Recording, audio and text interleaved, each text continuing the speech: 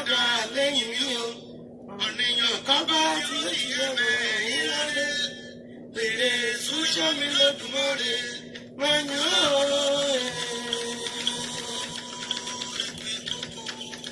Ọlọ́run ló padà lẹ́yìn mi.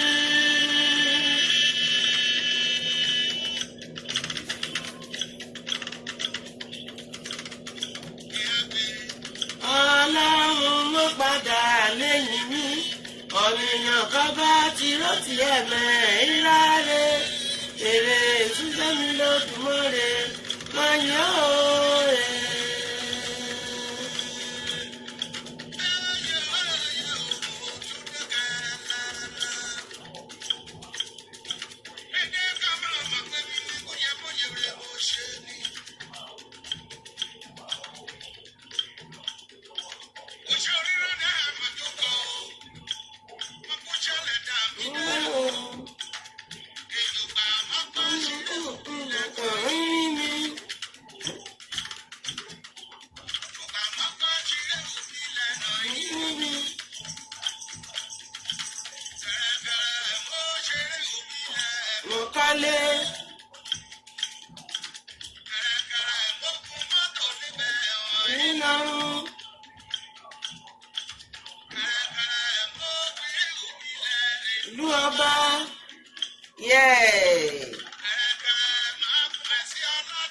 Ládò èwí o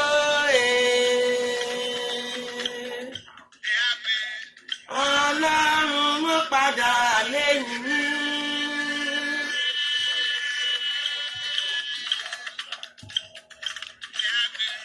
Ọlọ́run ló padà lẹ́yìn mi o.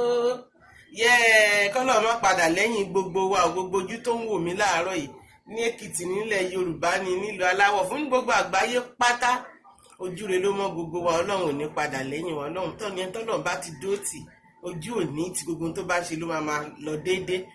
Ọlọ́run dẹ̀ ní fi wá sílẹ̀, gbogbo alólù á máa dúró tì tó máa wà lẹ́yìn wa o.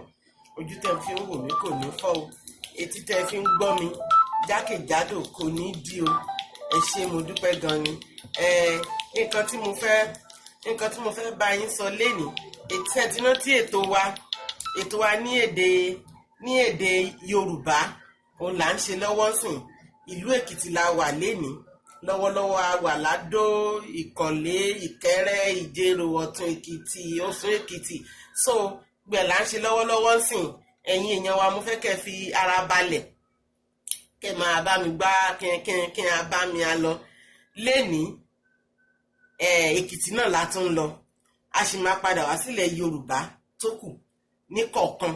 Ṣùgbọ́n ètò tá à ń ṣe lọ́wọ́ ń sìn ni pé good morning Yorùbá. Ṣé mọ̀ pé wọ́n ní good morning ní ìlú òyìnbó, London, America, Germany, Nigeria, good morning. But this is Yorùbá, good morning Yorùbá everywhere, jákèjádò ìlú ilẹ̀ káàárọ̀ òjíire bí. Ẹ̀yin bàbá mi, ẹ̀yin màmá mi, ìjáde ń bá mi wọ́ tẹ̀tà kí n mú jókòó kí n gbọ́ nǹkan ọmọ rí á wí. Orúkọ tèmi ni Princess. Orúkọ ètò wa yìí ni Yorùbá American Comedy. We have it on counseling, advert, culture and broadcasting news. A máa ń sọ àwọn àṣà ìbílẹ̀ wa lórí ètò yìí. A dẹ̀ máa ń gba àwọn èèyàn níyànjú, bóyá ọkọ ìyàwó wọ́n ń jà ni o, tàbí bàbá àtọmọ ni o, ìyá àti ọmọ ni o, àbúrò àtẹ̀gbọ́n ni, gbogbo ẹbí pátápátá tó bá dà ti jẹ́ wípé ká parí ìjà, ká sọ òtítọ́, yọmọ pé òtítọ́ korò bẹ̀tà gbọ́dọ̀ sọ tí dáhùn kálukú àmọ́ ẹbí títẹ̀ next time kò ní ṣe wé ẹ̀ mọ́. A dẹ̀ máa ń sọ èdè Gẹ̀ẹ́sì, a máa ń sọ Yorùbá lórí ètò yìí, a máa ń túmọ̀ níùsì, ìròyìn lérèfé ní Yorùbá, àtúmọ̀ sí òyìnbó, a máa ń túmọ̀ ti òyìnbó àtúmọ̀ sí Yorùbá, títorí àwọn èèyàn ọ̀pọ̀lọpọ̀ wa tí a gbọ́ gbogbo nǹkan tó ń lọ jákèjádò àgbáyé, especially àwọn àbámi iye nìyẹn. Mo kí ni àmú tún ẹ létí káwọn ọmọ kẹ́ ń lọ. So lénìí ètò tá a máa sọ lénìí ni ìwà tẹ́ bá rántí nígbà tí mo sọ ní ìjẹjọ every Saturday la máa ń ṣe ní aago 9 ó late a little bit today ẹ má bínú mo ti ní máa fi phone number mi sórí ètò yìí tó jẹ́ pé orí WhatsApp nìkan lẹ ti lè bá mi sọ̀rọ̀ kò kí ń ṣe pé kẹ́ pè mí direct mi ò ní lè gbé o then tẹ́ bá dẹ̀ tún fẹ́ kàn sí wa ẹ tún kàn sí wa lórí @jolayemi120 or @yemijola @yemijola or @jolayemi120 please mo fẹ́ rí kọ́mẹ́ǹtì yín ẹ̀yin ìyá mi ẹ̀yin bàbá mi ẹ̀yin sísítà mi ẹ̀yin àbó mi ẹ̀yin ẹ̀gbọ́n mi ẹ̀yin ọ̀gá mi ẹ̀yin ọ̀gá mi àgbààgbà mi ìjàre ń bá mi mọ́ sí subscribe kí n press rẹ̀ kí n like mi ọmọrin princess òní sọ̀rọ̀ so àti wípé ní ìjẹjọ a sọ̀rọ̀ lórí àwọn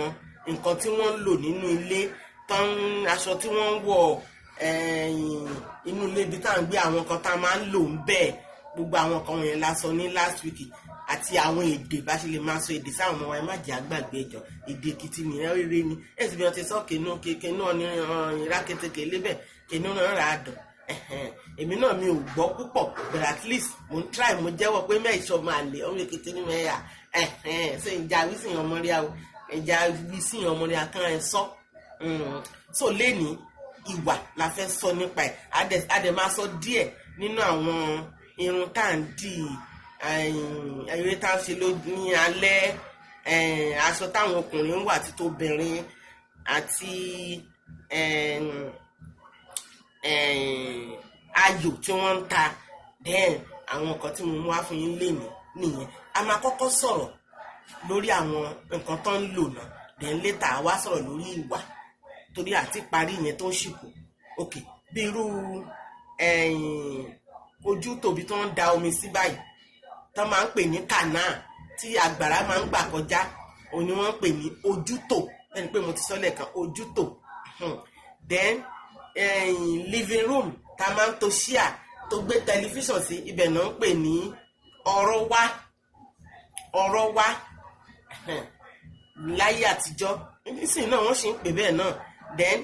àwọn plate tá fi ń jẹ àwọn dishes wa ìyẹn ni igbá báyìí ni wọ́n fi máa ń ṣe igbá yẹn ó máa ń so wọ́n á já wọ́n á wá mú wọ́n á sá gbẹ tó bá ti gbẹ wọ́n á fi ọ̀bẹ wọ́n á fi lú tàbí kán fi gé ní ìdajì bí àpò fẹ́ gé ọsàn sí méjì wọ́n wá kó gbogbo ìdọ̀tí inú ẹ̀ dànù so fẹ́lẹ́fẹ́lẹ́ tó kù ń bẹ̀ tó dàbí téèyàn lè bomi sí òun náà fi ń jẹun òun náà fi ń mu mi wọ́n á fi yán sínú ẹ̀ wọ́n á fọbẹ̀ sí kejì wọ́n á gbé tira everybody á jẹun igbá ni wọ́n ń pè then ẹ̀yìn níbi tẹ̀mọ̀ pé tá a bá kọ́lé tán a máa ń ní ibìkan lẹ́yìn tá a máa ń to àwọn nǹkan tọ́mọdé fi ń ṣeré sí tí wọ́n ń pè ní yard ìyẹn ni wọ́n ń pè ní ẹ̀yìnkùlé then níwájú ní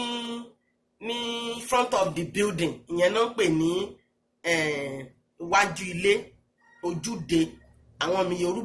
Yorùbá mi ń pè ní ojúde bírú àwọn Ifẹ̀ ń sẹ àwọn èèyàn pè ní ojúde bẹ̀tì ní Èkìtì àìpè ní ìta àìpè lójúde náà bẹ̀tì a máa ń pè ní ìta gbangba ìta tàbí òde ọmọ nìyá àmọ́ kí ní ìyá mi èyí lóde ọmọ yàgbésí àìmí mèyí lóde yàgbésí àkòmí mèyí lóde mo fẹ́ jókòó òde náà ń pè front of the building so tí ilẹ̀ bá ṣú lẹ́kìtì láyé àtijọ́ èmi náà mo lọ sí school mbẹ́ lálẹ́ ń gbà mí báyà a máa ṣeré sọ̀rọ̀ àsọ̀kẹ́ bojú olóró ń bọ̀ ṣé kí n sí